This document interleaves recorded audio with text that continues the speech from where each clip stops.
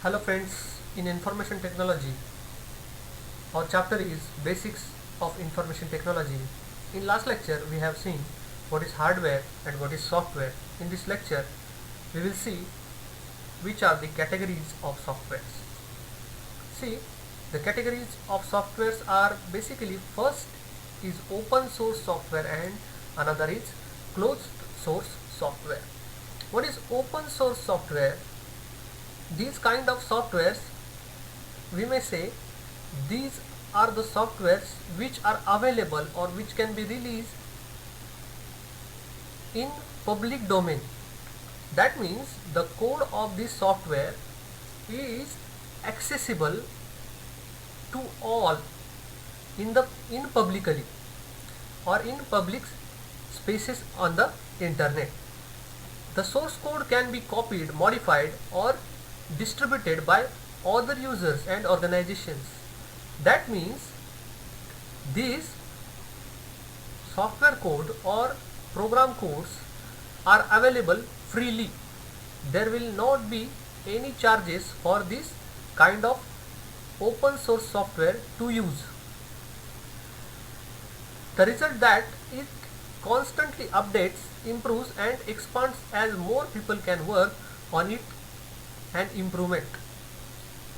That means what? If any kind of softwares may having some bugs or may having some errors in that, then the other users can check them and can modify them, and likewise this software will improve more and more. Many states are following FOSS policy. What is FOSS policy? See, what is FOSS policy? That is free open source software policy. It enabled them to save some millions of rupees each year in licensing cost. What is license? If we use something of any company's software, then we must buy it. And what is open source software? The open source software is free of cost and they allow you to change the code or to modify the code. That means you don't have to buy it or pay money for it.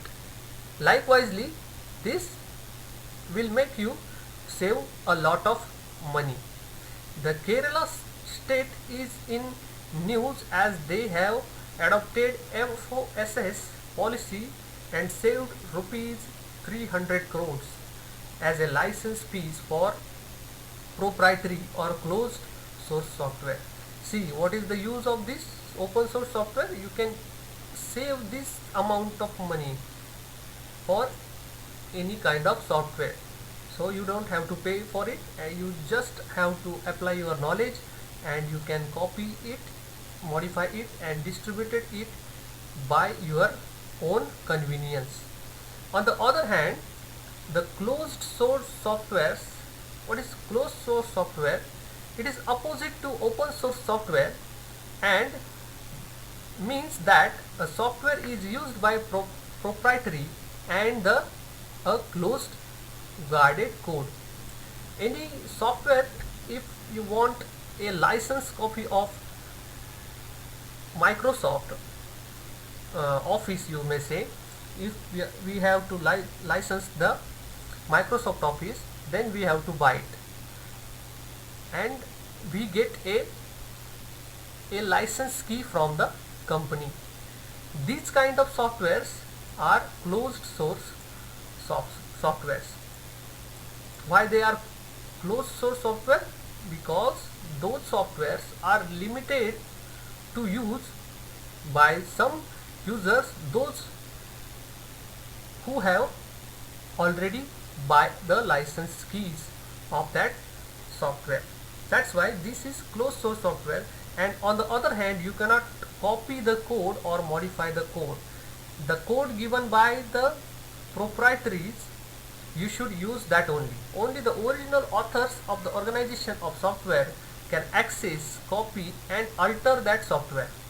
In case of closed source software, user has to purchase the software before using it.